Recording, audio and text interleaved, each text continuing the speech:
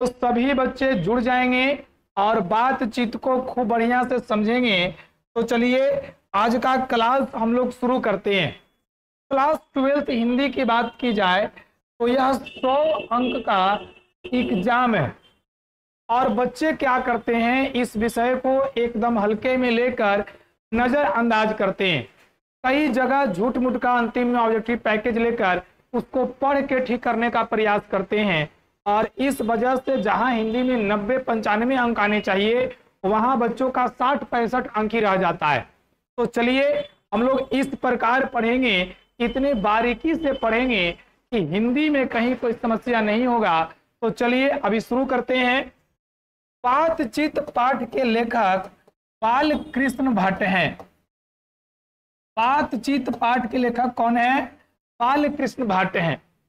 और बालकृष्ण भट्ट का जन्म याद रखेंगे 1844 ईस्वी में और मृत्यु याद रखेंगे 1914 ईस्वी में। बालकृष्ण भट्ट का जन्म 1844 में हुआ और मृत्यु 1914 में हुआ। इनके माता का नाम पार्वती देवी, इनके माता पार्वती देवी हैं। इनके माता का नाम पार्वती देवी और पिता इनके वेणी प्रसाद भट्ट हैं। पिता का नाम वेणी प्रसाद भट्ट है और इन्होंने जो पाठ लिखा है बातचीत, बड़ा मजेदार पाठ लिखा है इन्होंने और बेहतरीन पाठ लिखा है। इस पाठ में बातचीत में यह बताते हैं कि लोगों को बातचीत कैसे करना चाहिए, बातचीत के लिए क्या इंपॉर्टेंट है। तो हम लोग लेसन में ऑब्जेक्टिव के साथ इसको ठीक करेंगे।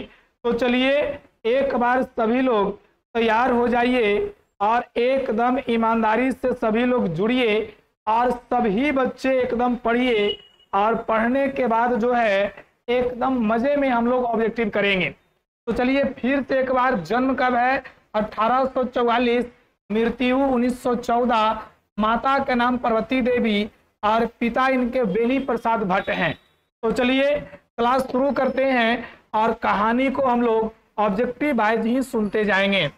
चलिए, बालकृष्ण भट्ट का जन्म कब हुआ?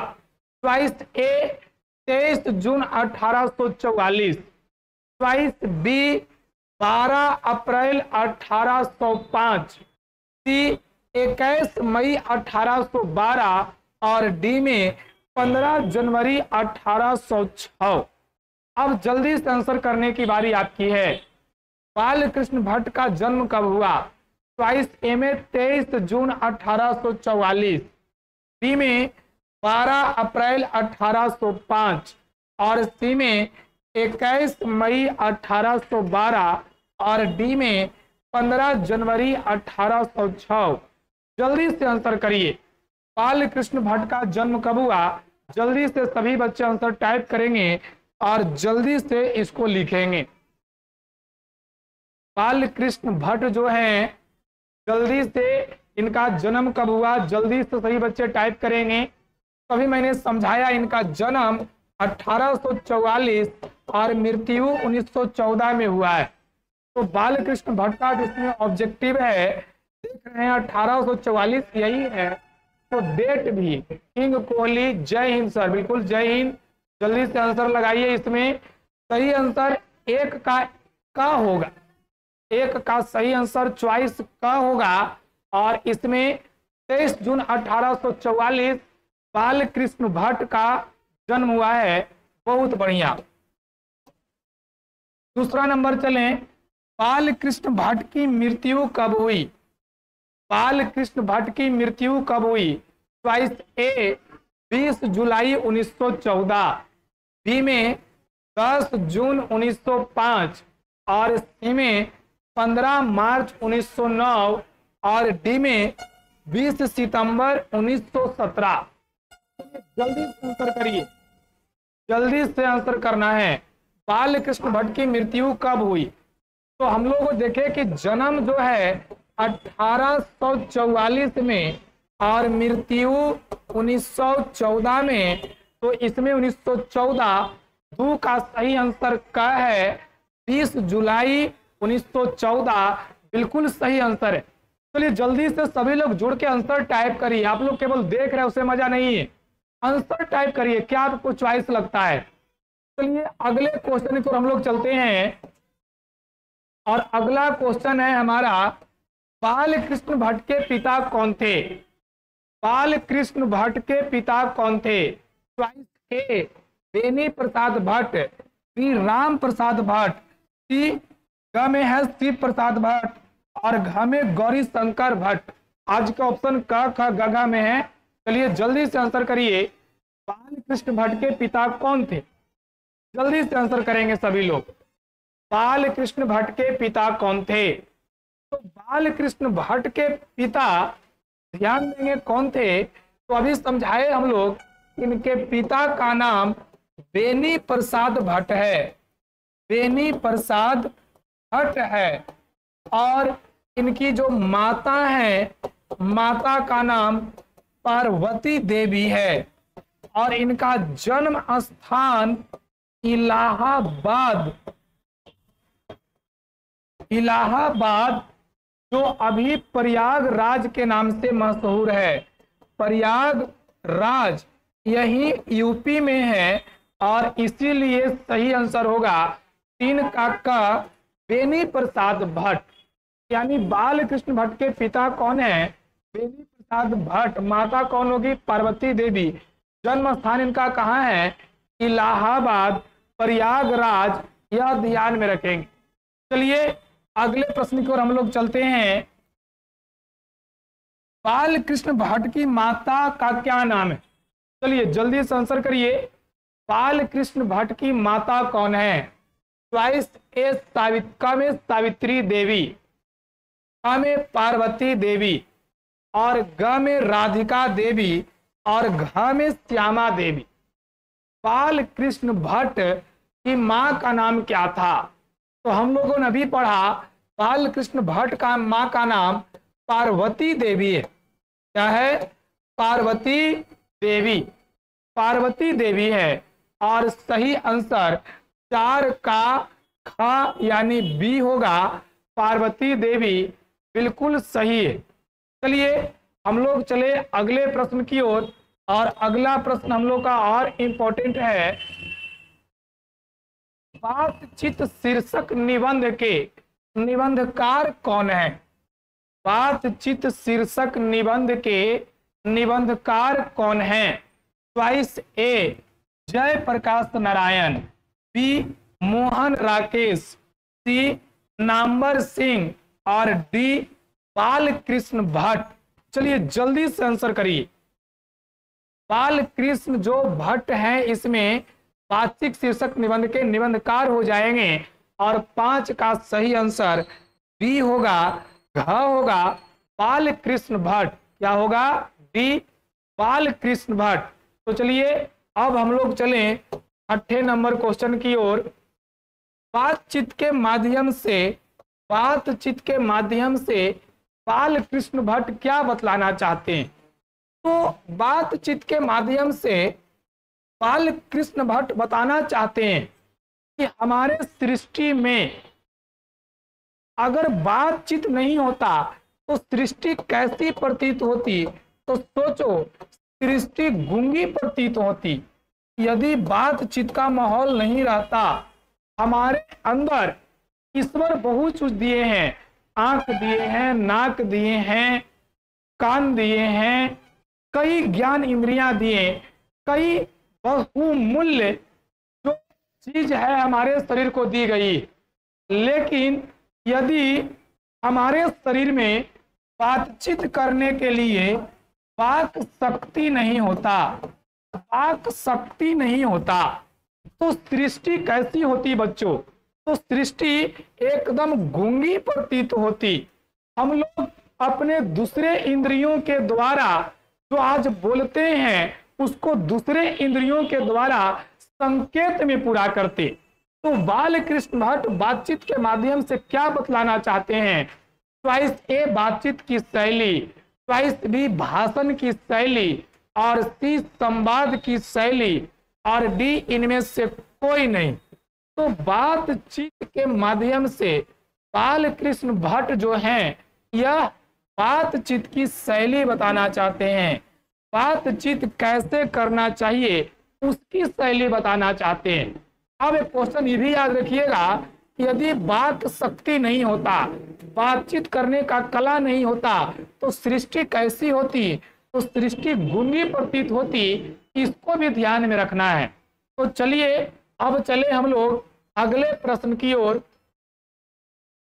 बाल कृष्ण भट्ट किस युग के रचनाकार हैं?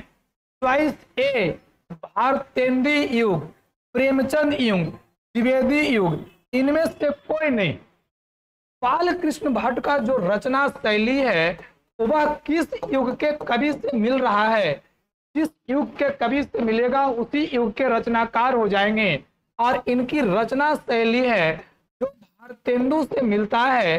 भारतेंदु हिंदी साहित्य में एक बहुत बड़े रचनाकार थे, हिंदी साहित्य में बहुत बड़े रचनाकार हैं। और भारतेंदु युग जो देख रहे हो इसी से बाल कृष्ण भट्ट के रचना मिलती है।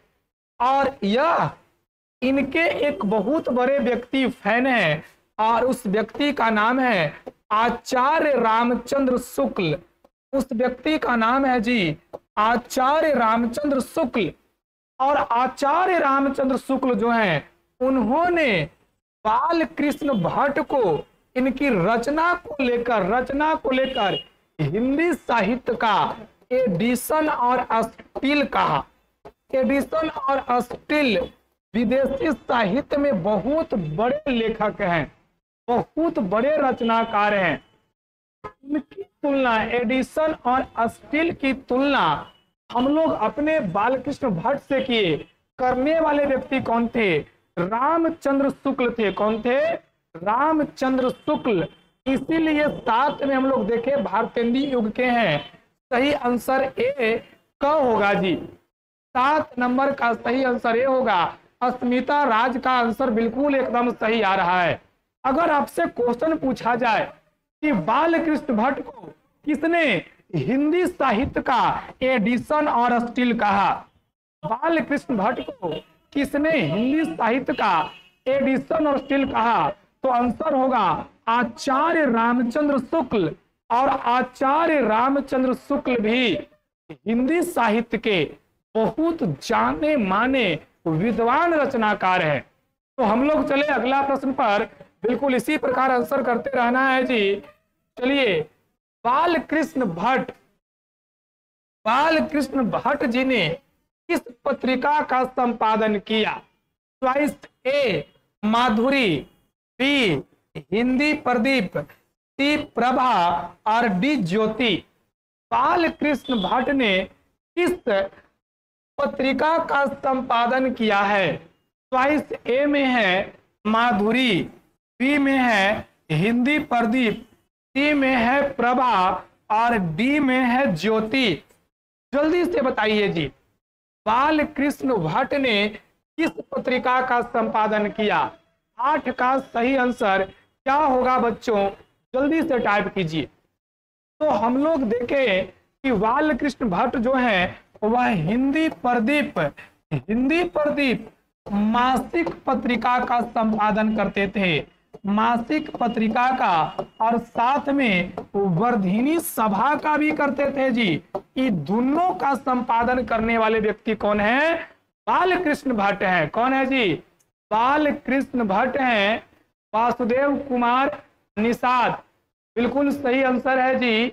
यहाँ पर बी, 8 का बी वासुदेव कुमार निषाद का बिल्कुल सही आंसर है। अस्मिता राज का भी बिल्कुल सही आंसर है जी। हिंदी प्रदीप और वर्धिनी सभा मासिक पत्रिका जो है यह निकालने वाले व्यक्ति कौन थे? तो बाल कृष्ण भट्ट थे। बहुत बढ़िया, बिल्कुल इसी प्रकार जवाब देते रहना है। तो चलिए अगले प्रश्न की ओर हम लोग पुनः चलते हैं। 9 नंबर क्वेश्चन, बाल कृष्ण भट्ट ने किस शब्दकोश का संपादन किया? चॉइस ए में है अंग्रेजी शब्दकोश, बी में है उर्दू शब्दकोश और सी में है संस्कृत शब्दकोश और डी में है हिंदी शब्दकोश। बाल कृष्ण भट्ट ने एकदम बढ़िया से ध्यान दो, एकदम लिंक को है जो शेयर करो, दोस्त को जगाओ, अब नहीं जागेगा तो कब जागेगा। और हिंदी जो भी ये अड्डा पर तुमको मिलने वाला है, मेरा दावा है किसी चैनल पे नहीं मिलेगा। चलो जल्दी से शुरू किया जाए। बाल कृष्ण भट्ट जी ने किस शब्दकोश का संपादन किया? अंग्रेजी शब्दकोश, उर्दू शब्दकोश, संस्कृत शब्दकोश, हिंदी शब्दकोश। जल्दी से आंसर करिए, जल्दी से आंसर करना है जी।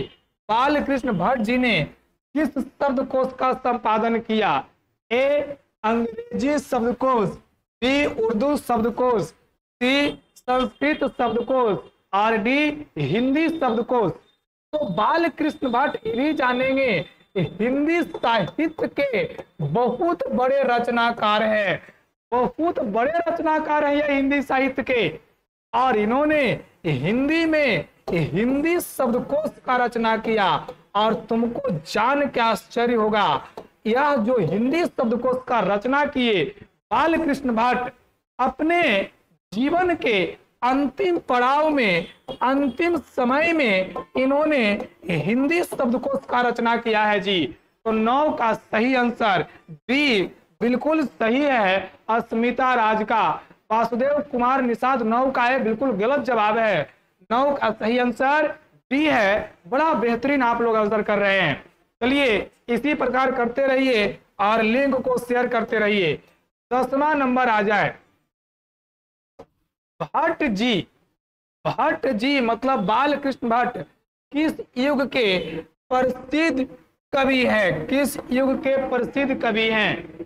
चॉइस ए द्विवेदी युग, भारतेंदु युग, छायावाद, रीतिकाल। तो हम लोग अभी देखे भारतेंदु युग के 10 के खास सही आंसर है। यह क्वेश्चन हम लोग किए हैं भारतेंदु युग 10 का खा। पिछला क्वेश्चन सेम क्वेश्चन आ गया है, बिल्कुल सही आंसर है जी 10 का ख। चलिए 11वां नंबर क्वेश्चन चले। भट्ट जी हिंदी साहित्य के किस विधा के महान रचनाकार हैं? चॉइस ए आलोचना, बी कविता, सी नाटक और डी कहानी। तो देखो दो बात है कि बाल कृष्ण भट्ट ने जो पाठ लिखा है बातचीत, बाल कृष्ण भट्ट ने जो पाठ लिखा है बातचीत, यह किस विधा का है? तो यह निबंध विधा का है, निबंध विधा का है। और बाल कृष्ण भट्ट अपने रचना में किसका प्रयोग करते हैं? तो आलोचना बेजोड़ करते हैं, या आलोचना करते हैं समाज का, किसी व्यक्ति का, पूंजीपतियों का, स्त्री से पुरुषों का आलोचना करते हैं। और यह आलोचना के बहुत बड़े रचनाकार हैं। 11 के सही आंसर क्या होगा? और अगर पूछेगा कि बातचीत पाठ किस विधा का है, तो आंसर निबंध होगा, बातचीत निबंध होगा। तो चलिए बिल्कुल सही आंसर था आप लोग का 11 का ए का।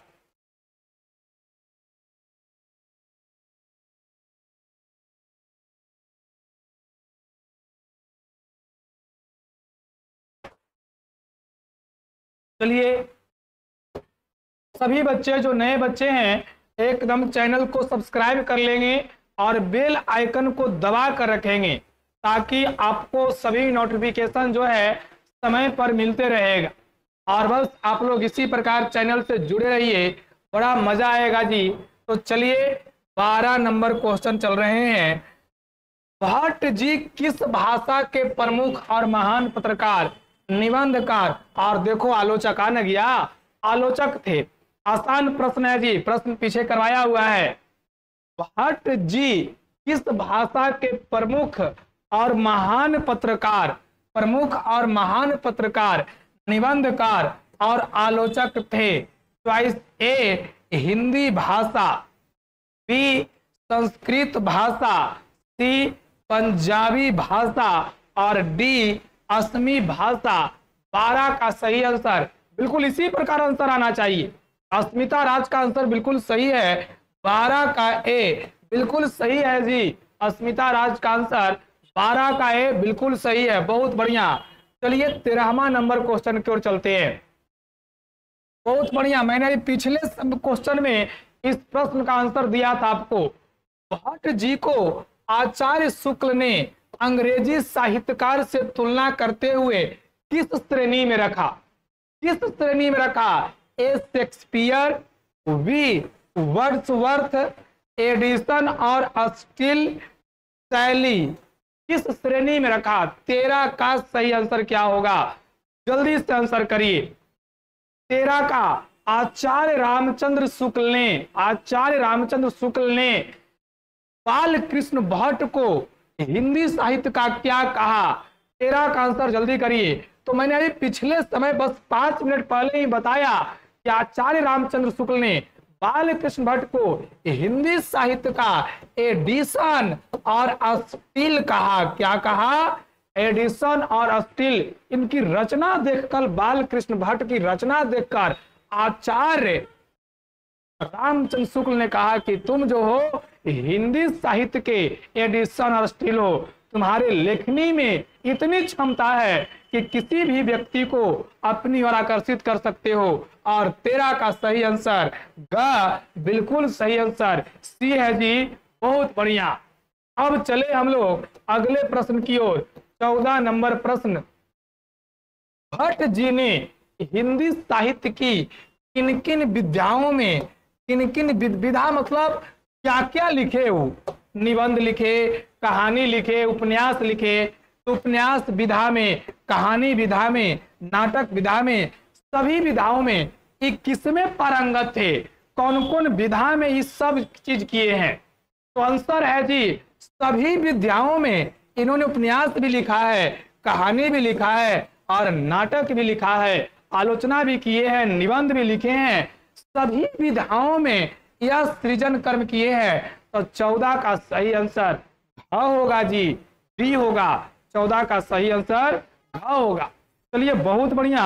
हम लोग चले 15 नंबर की ओर और सभी बच्चे 15 नंबर क्वेश्चन पर ध्यान देंगे। 15 पे ध्यान देंगे। भट्ट जी ने हिंदी साहित्य को क्या दिया? चॉइस ए प्राचीनता की पुष्टि किया, चॉइस बी नए पुराने दोनों का पक्ष लिया, चॉइस सी नवीन धरातल, नवीन दिशा और नया रंग रूप दिया, चॉइस डी अंग्रेजी का आधुनिकीकरण किया। जल्दी से आंसर करिए। बिल्कुल गुड मॉर्निंग। आंसर जल्दी से करना है, सभी लोग आंसर करेंगे। भट्ट जी ने हिंदी साहित्य को क्या दिया? तो भट्ट जी ने हिंदी साहित्य को नवीन धरातल, नवीन दिशा और नया रंग रूप दिया। तो सही आंसर हम लोग का 15 का ग होगा। इन्होंने हिंदी साहित्य में सारे नए चीज का शुरुआत किया।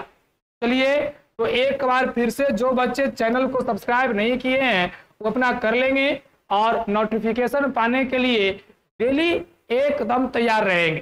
तो चलिए अगले प्रश्न की ओर। अनेक प्रकार की शक्तियां जो वरदान की भांति ईश्वर ने मनुष्य को दी है, उनमें कौन एक शक्ति है? खेल कूद की शक्ति, बी वाक शक्ति, सी लिखने की शक्ति और डी पढ़ने की शक्ति। अनेक प्रकार की जो शक्ति हैं उनमें वरदान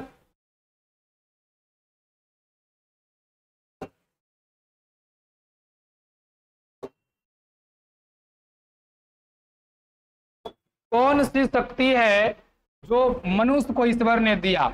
ए में है खेल कूद की शक्ति, बी में वाक शक्ति, सी में लिखने की शक्ति और डी में पढ़ने की शक्ति। 16 का सही आंसर क्या होगा? जल्दी से करिए। 16 का सही आंसर क्या होगा जी? तो 16 का सही आंसर बिल्कुल सही बी होगा। अब सोचो मनुष्य, हम लोग ईश्वर मनुष्य को क्या क्या दिए? इस आंख दिए ईश्वर। ईश्वर जितना चीज दिए सब इंपॉर्टेंट है। तुमको लगता है कि सर आंख का क्या इंपॉर्टेंट है, तो एक दिन पट्टी बांध के चलो, आंख का इंपॉर्टेंस समझ में आ जाएगा। तुमको लगता है कि दांत का क्या इंपॉर्टेंस है सर, तो बुढ़ारी में जब दांत झड़ जाएगा और कोई भुंजा खाए लगी देगा, वो घड़ी पता चलेगा कि काहे लगे दांत दिए थे भगवान। उसी प्रकार मुंह का वैल्यू है, वाक शक्ति का वैल्यू है। एक दिन तुम लोग बस एक दिन केवल मुंह बंद करके रखो, एक दिन खाली मुंह बंद करके रहो, फिर समझ में आएगा कि मुंह बंद करके हैं तो क्या वैल्यू है इसका। तो वाक शक्ति वरदान, इसी पर पूरा पाठ लिखा गया है, दिया गया। 16 का सही आंसर बी, कई बच्चों का बिल्कुल सही था। चलिए, वाक शक्ति के अभाव में व्यक्ति क्या नहीं कर सकता है? वाक शक्ति के अभाव में व्यक्ति क्या नहीं कर सकता है? चॉइस ए बोल नहीं सकता है, चॉइस बी खा नहीं सकता है, सी देख नहीं सकता है, पढ़ नहीं सकता है। बोलो क्या नहीं कर सकता है? यदि वाक शक्ति नहीं रहे मनुष्य के पास तो वह क्या नहीं कर सकता है? बोल नहीं सकता है, खा नहीं सकता है, देख नहीं सकता है, पढ़ नहीं सकता है, क्या नहीं कर सकता है? चलिए एकदम सभी लोग वीडियो को लाइक कर दीजिए और चैनल को सब्सक्राइब कर दीजिए और इसको शेयर किया जाए जल्दी से। बहुत बढ़िया। 17 का ए, वाक शक्ति नहीं रहेगा जी तो खाए में क्या काम है बोलने का? गूंगा व्यक्ति भी घींच देता है। बोलो देख सकता है, एकदम दे सकता है और पढ़ भी सकता है, क्योंकि पढ़ने के लिए बोलना जरूरी नहीं है, चुपचाप मने मन पढ़ सकते हो। बोल नहीं सकता है। 17 का सही आंसर क होगा। बहुत बढ़िया। रॉबिन्सन क्रूसो कौन था? तो सुनेंगे बढ़िया से। रॉबिन्सन क्रूसो एक व्यक्ति है, लड़का है जो जन्म के 16 वर्ष तक जंगल में रहा। यह 16 वर्ष तक मनुष्य का आवाज नहीं सुना, कभी भी किसी मनुष्य का आवाज नहीं सुना, और किसी भी मनुष्य का आवाज नहीं सुना। जस्ट लाइक मोगली की तरह था। तो एक शिकारी था और शिकारी का नाम था फ्राइडे, और फ्राइडे उसी जंगल में गया, और उस जंगल में गया तो इसको रॉबिन्सन क्रूसो से मुलाकात हो गया। और रॉबिन्सन क्रूसो जब इसको देखा तो देखा कि सारा सिस्टम तो मेरे जैसा ही है जी, और फ्राइडे मुख से कुछ बोल रहा था। रॉबिन्सन को भी लगा कि वाह, ये मुंह तो बोलने के लिए है, इस 16 साल जंगल में था तो बोल नहीं पाता था। और यह देखो रॉबिन्सन क्रूसो पहली बार फ्राइडे के मुख से आवाज सुना। और रॉबिन्सन क्रूसो कौन था? तो जंगली जानवरों के बीच पलने वाला आदमी था। 18 का सही आंसर क्या होगा? बोलेगा कि रॉबिन्सन क्रूसो कितने वर्षों तक जंगल में रहा? तो आंसर होगा 16 वर्षों तक। पूछेगा रॉबिन्सन क्रूसो ने पहली बार किसके मुख से आवाज सुना? तो आंसर होगा फ्राइडे के मुख से आवाज सुना। और सोचो, जब पहली बार जब इसने जंगली भाषा में ही मुंह से ही कुछ बोला, इसको बड़ा आनंद आया और 16 वर्ष की उम्र से इसका नया जीवन शुरू हुआ। तो यह देखो रॉबिन्सन क्रूसो था। बहुत बेहतरीन, तुम लोग आंसर ही बहुत बढ़िया लगाया। 18 का ए, बहुत बढ़िया। चलिए 19 नंबर चलते हैं। जब तक मनुष्य बोलता नहीं है तब तक उसका क्या प्रकट नहीं होता है? खाना पीना, हंसना, सोना जागना, गुण दोष। जब तक मनुष्य बोलता नहीं है, जब तक मनुष्य बोलता नहीं है तब तक उसका क्या प्रकट नहीं होता है? चॉइस ए खाना पीना, चॉइस बी हंसना, सी सोना जागना, और डी गुण दोष। क्या प्रकट नहीं होता है? आर्टिस्ट तनु खान 19 का डी, सुजीत शाही डी, डी डी। बहुत बढ़िया, बहुत बढ़िया, बहुत बढ़िया, एकदम सही आंसर है जी। 19 का डी, गुण दोष प्रकट नहीं होता है। अब सुनोगे 2 मिनट ध्यान से मेरे साथ। जब तक मनुष्य बोलता नहीं है तब तक उसका गुण और दोष प्रकट नहीं होता है। गुण दोष प्रकट नहीं होता है। मनुष्य के बोलने से ही उसके रूप का साक्षात्कार होता है। यह कथन किसका है? यह कथन किसका है जी? जब तक मनुष्य बोलता नहीं है तब तक उसका गुण दोष प्रकट नहीं होता है और उसके बोलने से ही उसके रूप का साक्षात्कार होता है। यह कथन किसका है? जल्दी से आंसर करिए, किस व्यक्ति का यह कथन है? तो इस कथन बेन जॉनसन का है। बेन जॉनसन का मानना है, इसका मत है कि व्यक्ति के बोलने से ही उसके रूप का असली साक्षात्कार होता है। व्यक्ति बोलेगा तभी उसके रूप का असली साक्षात्कार होगा। क्यों असली साक्षात्कार होगा जी? क्योंकि अब तुम लग रहा है कि खूब पढ़ा लिखा है और एकदम कलम जो है पैकेट में रखे हुए हैं, पैकेट में एकदम रखे हुए हैं और कहीं जा रहे हो तो तुम हो तो पूरा सुंदर, देखने में एकदम चकाचक लग रहे हो, लेकिन जैसे ही बोल रहे हो तो आवाज में कोई लस नहीं है, तब बगल वाला आदमी कहेगा ना कि खाली देखे में सुंदर हो, लक्षण से एकदम छुछुंदर हो। तो इसी से बेन जॉनसन कहते हैं कि व्यक्ति के बोलने से ही उसके रूप का साक्षात्कार होता है। 19 का सही आंसर डी। बहुत बढ़िया, एकदम फास्ट करेंगे जी, एकदम ध्यान दे। फास्ट कहाँ, अभी कौन ट्रेन छूट रहा है तुम्हारा? एकदम कोई भी चीज ईमानदारी से पढ़ना है, 100% दे के पढ़ो, अकबकाना नहीं है इधर के अकबका गए। एकदम ईमानदारी से पढ़ो, तुम मुझे समय दो और मैं तुम्हें रिजल्ट दूंगा, खून नहीं मांग रहे। तो चलिए फिर से चला जाए, अब एक बार फिर से सुना जाए 20 नंबर क्वेश्चन। 20 नंबर क्वेश्चन, असल बातचीत, असल बातचीत कितने, असल बातचीत जो है सिर्फ 2 व्यक्तियों में होता है, यह किसका मत है? असल बातचीत सिर्फ 2 व्यक्तियों के बीच होता है, यह किसका मत है? ए प्लेटो का, बी रूसो का, सी एडिसन का और डी मार्क्स का।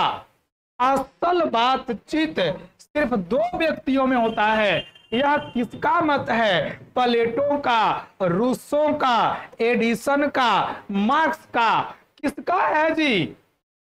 जल्दी बोलिए।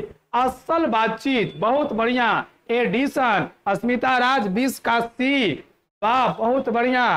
सी सुजीत शाही सी, बहुत बढ़िया, तुम लोग गर्दा उड़ा के रखा है जी, एकदम धुआं उड़ा के रखा है सब शेर लोग, वाह। अब सुनेंगे थोड़ा सा, बहुत बढ़िया। सुप्रिया 20 का सी, बहुत बढ़िया। असल बातचीत सिर्फ 2 लोगों में होती है, यह किसका मत है? एडिसन का। एडिसन कहता है कि जब 2 व्यक्ति मिलते हैं, जब 2 को मिलेगा, 2 को, तब मन के बाद, दिल के बाद कुछ घट रहा है तो एक दूसरे से कहेगा, तीसरा को नहीं आएगा। बतियाते समय कहेगा भी एगो बात कह जाओ, केकरो से मत कहिए। फिर पूछता है कि बोल कौन वाला बात? तो बोल कल से हमरा ब्लॉक कैले हो। अब तुम समझ रहा है ना?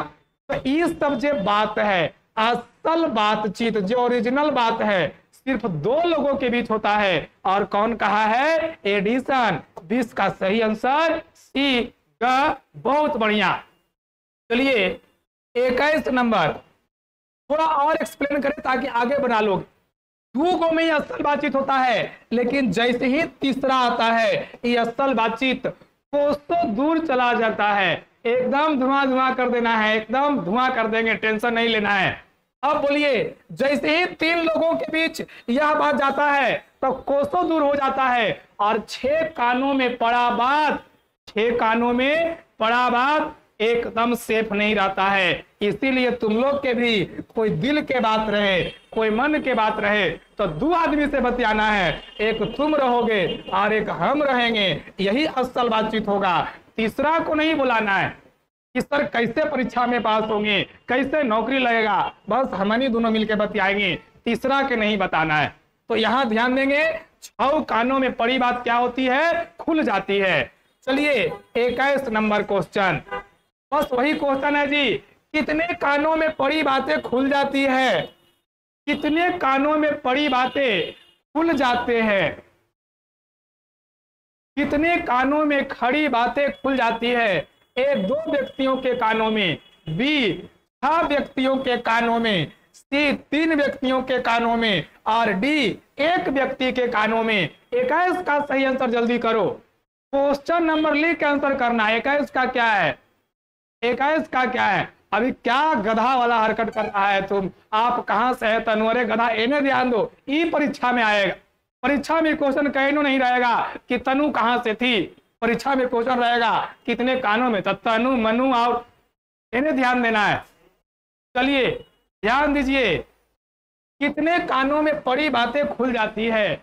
2 व्यक्तियों के कानों में, 6 व्यक्तियों के कानों में, 3 व्यक्तियों के कानों में और 1 व्यक्ति के कानों में। जल्दी से आंसर करिए। 21 का सही आंसर क्या होगा? कुछ बी, कुछ सी। अभी तो मैंने कहा कि 6 व्यक्ति के 6 कानों में, 6 कानों में यानी 3 व्यक्ति, कान 6 गो, व्यक्ति 3 गो। तो 21 का सही आंसर सी होगा, ग होगा, बी नहीं। यहाँ 6 व्यक्ति लिख दिया है, 6 व्यक्ति लिख दिया है। कान के गो रहेगा? कान 6 गो रहेगा, तो आदमी 3 गो ना रहेगा रे गधा कहीं का। तो 3 व्यक्तियों के कानों में, कितना में? ट्वाइस। देख के यही तो नहीं गड़बड़ाता है कि लड़ गलू रे मार। लड़ा नहीं है रे गधा कहीं का, तुमको बरगलाया गया है। चलिए अगले नंबर क्वेश्चन की ओर चले। 22 नंबर क्वेश्चन, अशिक्षित लोगों के बातचीत को क्या कहते हैं? अशिक्षित जो लोग होते हैं उनके बातचीत को क्या कहेंगे? ट्वाइस ए हंसी मजाक, ट्वाइस ए हंसी मजाक, बी गप, सी बतकही और डी ठिठोली। अशिक्षित लोग जो बातचीत करते हैं उसको क्या कहते हैं? हंसी मजाक, गप, बतकही, ठिठोली क्या करते हैं? जल्दी बोलिए, जल्दी से बोलना है। अशिक्षित लोगों की बातचीत को क्या कहते हैं? हंसी मजाक, गप, बतकही, ठिठोली। 22 का सही आंसर, 22 का। तो ध्यान देंगे, अशिक्षित लोग, अनपढ़ लोग। अब वो लोग कैसा बात करता है बोलो? वो सब कोई भी बात करेगा जिसका कोई मतलब नहीं रहेगा और वो बतकही करते रहता है, खाली खाली बतकही। इसीलिए 22 का सही आंसर बिल्कुल सही था तनु खान का। सुप्रिया का भी सही है, सी। अस्मिता राज, सी। बहुत बढ़िया, एकदम गर्दा उड़ा के रखे हो सभी लोग। सी सी सी, बहुत बढ़िया। चलिए अगले नंबर प्रश्न की ओर चलते हैं। बहुत बढ़िया। यूरोपीय लोगों के बीच जो बातचीत होती है उसे क्या कहते हैं? साधारण बातचीत, असाधारण बातचीत, दुलार, समझदारी। वो लोग क्या कहते हैं? यूरोपीय लोगों के बीच जो बातचीत होती है उसे क्या कहते हैं? साधारण बातचीत, असाधारण बातचीत, दुलार, समझदारी, क्या कहेंगे? जल्दी बोलिए, क्या कहेंगे उसको? यूरोपीय लोगों के बीच जो बातचीत होती है। 23 का डी, 23 का डी, डी डी डी। तो सुनेंगे पहले से। यूरोपीय लोगों में बातचीत करने का एक कला प्रसिद्ध है और इस कला का नाम है art of conversation. Art of conversation. और आर्ट ऑफ कन्वर्सेशन में सभी बात चतुराई से रखे जाते हैं। सामान्य बातचीत नहीं होता है, चतुराई से रखे जाते हैं। अगला लोग इसको सुनता है। इसी बातचीत को सुहद गोष्ठी भी कहते हैं। इसी को सुहद गोष्ठी भी कहेंगे और यह असाधारण होता है, आम लोग के पल्ले नहीं पड़ेगा। देश का सही आंसर बी होगा, असाधारण बातचीत, असाधारण बातचीत। देश का सही आंसर बी होगा, असाधारण। आर्ट ऑफ कन्वर्सेशन में सारे प्रसंग इतने चतुराई से, इतने मजेदार रूप से, इतने तर्क के साथ कहे जाते हैं कि सभी लोग उस पर एकदम मोहित हो जाते हैं। तो चलिए देश का सही आंसर बी होगा, असाधारण बातचीत। 24 नंबर में चले हम लोग। सुहद गोष्ठी किसे कहते हैं? लो अभी पीछे बताएं, सुहद गोष्ठी किसे कहते हैं? देश का सही आंसर क्या होगा?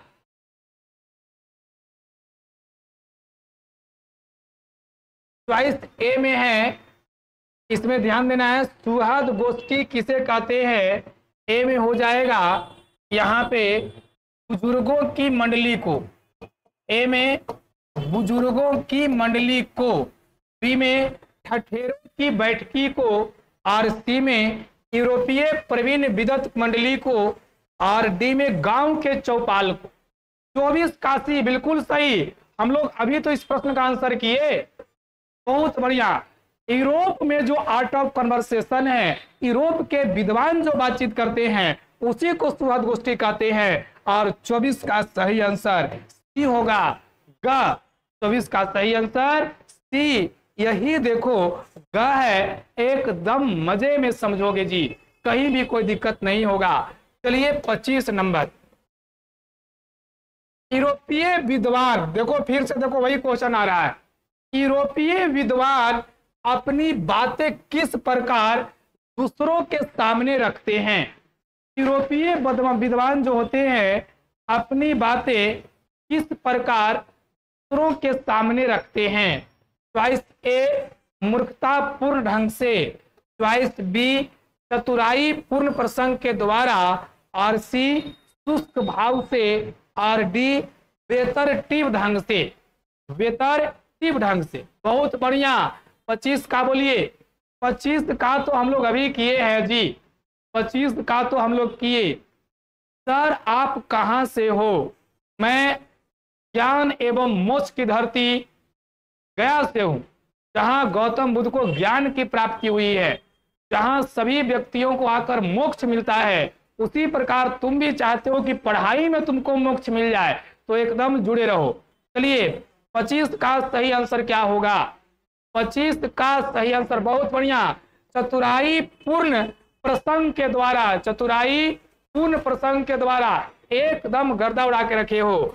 26 नंबर में चले, इनके बीच घंटे भर तक काव काव करते रहने पर भी कुछ नहीं होता है। चॉइस ए शिक्षकों के बीच, बी गृहिणियों के बीच, सी शुष्क पंडितों के बीच, और डी बनियों के बीच।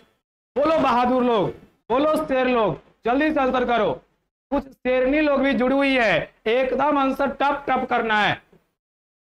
चॉइस ए शिक्षकों के बीच, बी गृहिणियों के बीच, सी शुष्क पंडितों के बीच, और डी बनियों के बीच। 25 का सही आंसर बी बिल्कुल गलत है। 26 चल रहा है, 26 का करो। 26 का भी गलत है जी, 26 का भी गलत है। यह जो काव है, यह गांव में जो शुष्क आधुनिक पंडित है, शुष्क का मतलब जो आधुनिक पंडित है, आधुनिक पंडित किनको कहा गया है? जो गांव में मिल जाएंगे तुमको और बिना मतलब को तुमको बात बताएंगे। तुम कुछ करोगे ठीक उसके उल्टा करेंगे। तुम साइंस लोगे तो आर्ट्स को बढ़िया कहेंगे, और आर्ट्स लोगे तो साइंस को बढ़िया कहेंगे। तुम जीन्स शर्ट पहनोगे तब फुल पैंट शर्ट को बढ़िया कहेंगे, आप फुल पैंट शर्ट को पहनोगे तो जीन्स शर्ट को बढ़िया कहेंगे। तो वैसे लोग बिना मतलब के बोलते रहते हैं, तो उसी को तो काव काव कहते हैं कि काव काव करे दीजिए। और इसमें 26 का सही आंसर सी होगा। बहुत बढ़िया, एकदम मजेदार तुम लोग बना रहा है। 26 का सही आंसर सी होगा। 27 नंबर, बालकृष्ण भट्ट ने कितने निबंध लिखे हैं? 1000, 100, 2000, 1500। बालकृष्ण भट्ट ने, अस्मिता राज 26 का सी बिल्कुल सही है। 27 नंबर पे आ जाइए। बालकृष्ण भट्ट ने कितने निबंध लिखे हैं?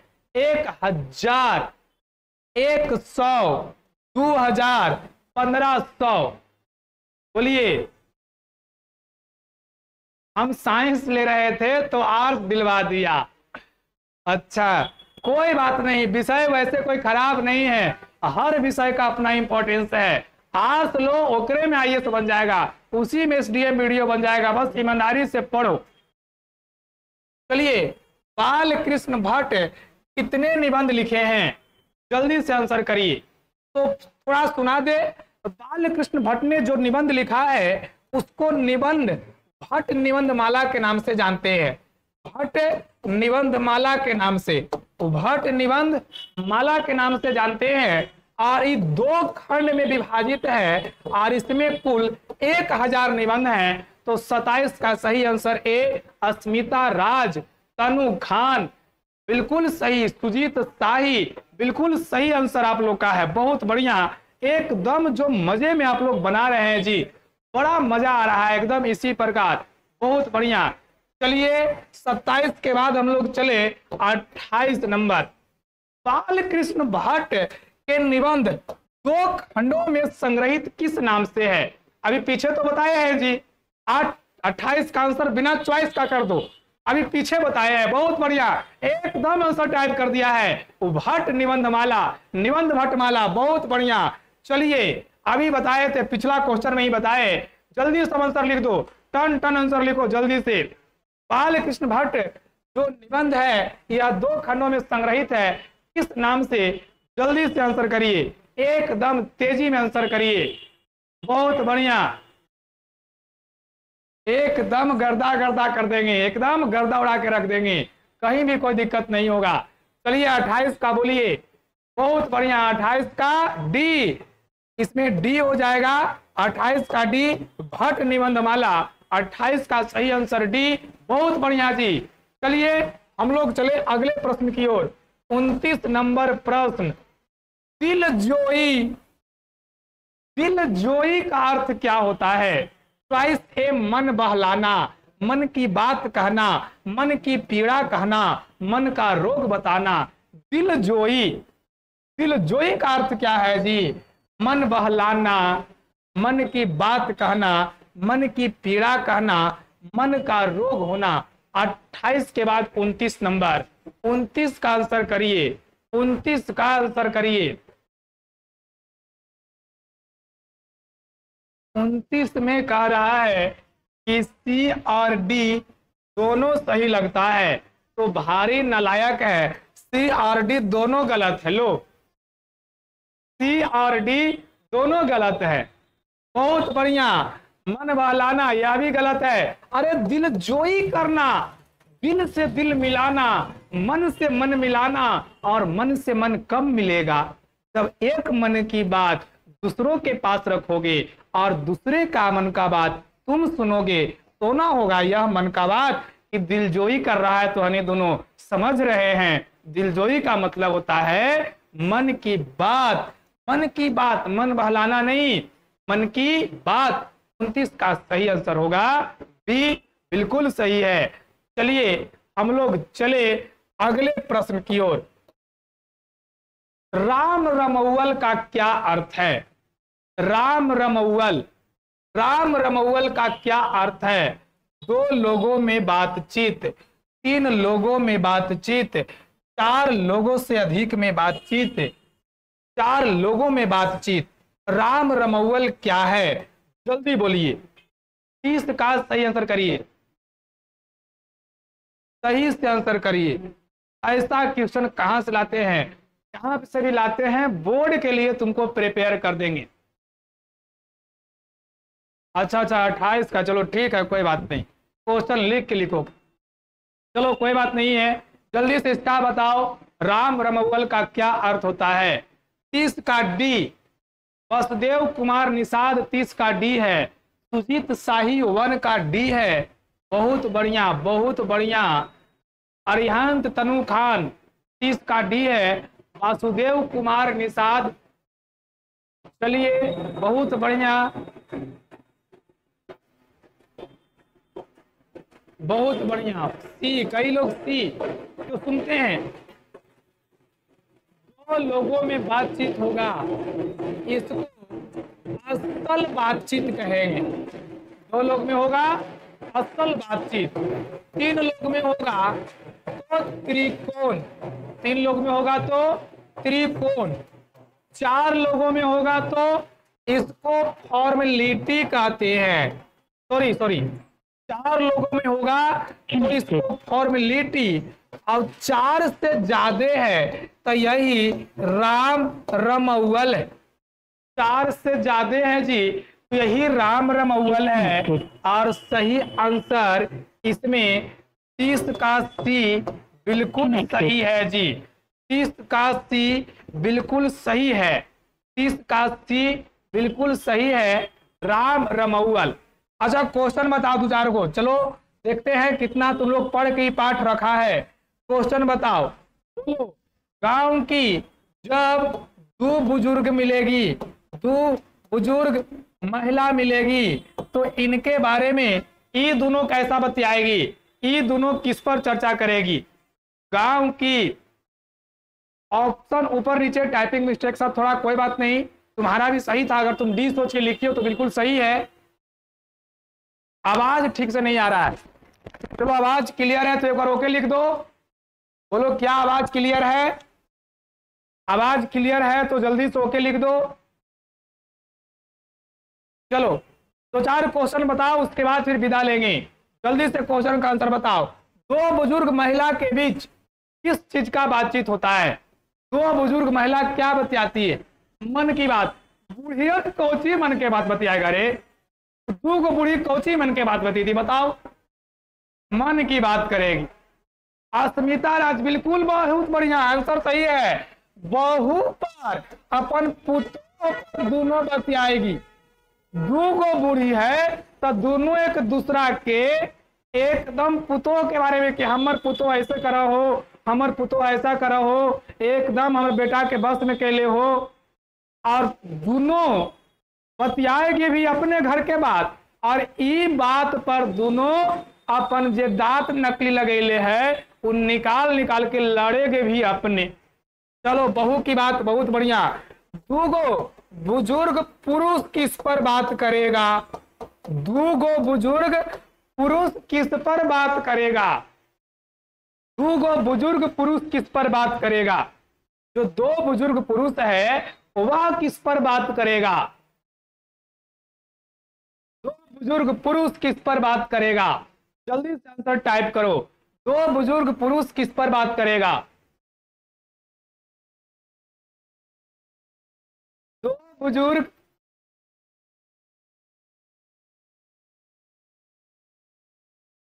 पुतो नहीं है ना, गधा कहीं का पुतो नहीं है। पुतो बुक में रहेगा रे? पुतो घर में रहेगी? ये लिख रहा है कि सर बुक में पुतो नहीं है ना, तो पुतो बुक में रहेगा? पुतो घरे रहेगी कि बुक में रहेगी? पुतो घरे रहेगी, बुक में बहू लिखल रहेगा, उसमें रहेगा नहीं। चलो ध्यान देने, कहता है कि बुक में पुतो नहीं रहेगा ना। चलिए बहुत बढ़िया।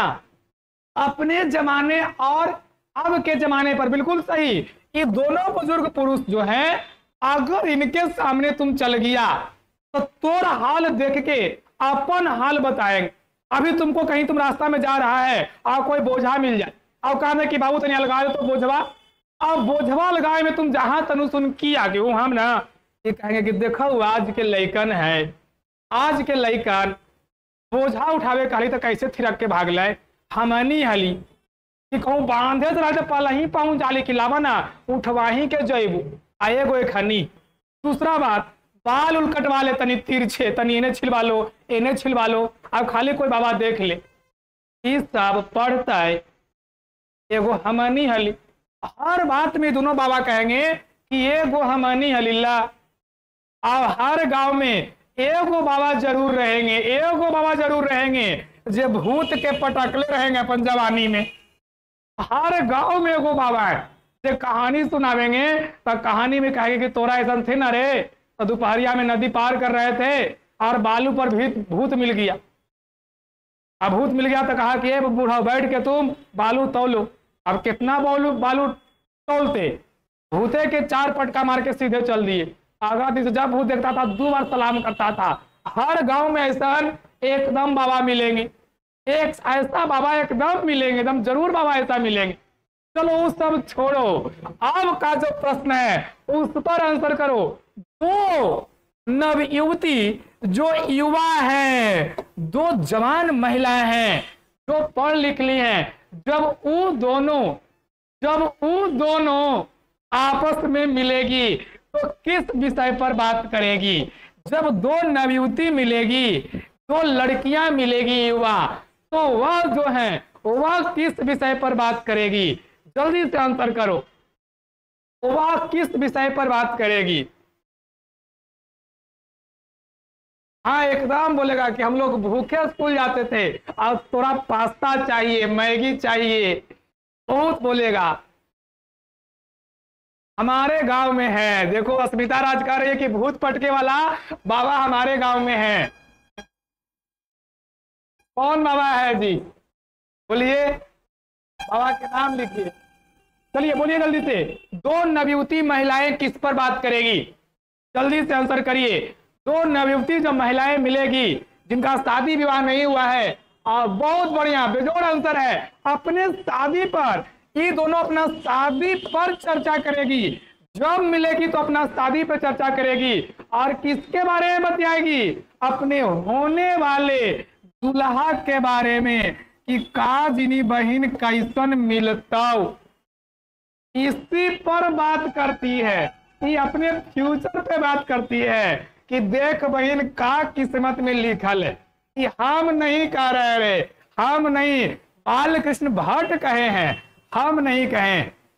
जल्दी बोलो। यदि किसी खेल के दो लड़के हैं, किसी खेल के दो लड़के, तो यह खेल वाले दो लड़के किस बात पर चर्चा करेंगे? खेल वाले जो दो लड़के हैं यह किस बात पर चर्चा करेंगे? जल्दी बोलिए। बिल्कुल अपने शादी के बारे में ही बात करेगी। बिल्कुल सही बात है। जब दोनों मिलेगी तो बतियाएगी कि क्या नसीब में लिखा है, कहाँ जाएंगे। गांव में कहावत है कि लड़की जो है कौन ढेरी में जाके खाएगी, मतलब कौन घर में जाके खाएगी। तो वही है, उसी पर बात होता है। हस्बैंड जी गवर्नमेंट जॉब से विवाह करेंगे। चलो कोई बात नहीं है, गवर्नमेंट जॉब से करे, किसी जॉब से करे, करना तो है ही है भाई। चलिए जल्दी बोलिए, आंसर करिए। दो लड़के यदि किसी खेल के हैं तो वह किस पर बात करेंगे? तो उस खेल पर कि दोनों कहेगा कि अरे आज वाला छक्का देख लही, मार लू जो रोडवा पार हो गलो। अपनी श्रेष्ठता को दिखाएगा। अगर बॉलर है तो कहेगा कि देख रही मार ली जब विकेटवा एकदम बोल्ड। ये हमेशा अपने श्रेष्ठ पर बात करेगा। तो चलिए अपनी अपनी तारीफ करेंगे, बिल्कुल सही है। तो आज हम लोग का सेशन समाप्त होता है जी। और तुम लोग बहुत प्रेम दिया है आज के सेशन में। कल बहुत मजेदार पाठ है, कल का क्लास नहीं छोड़ोगे तुम लोग।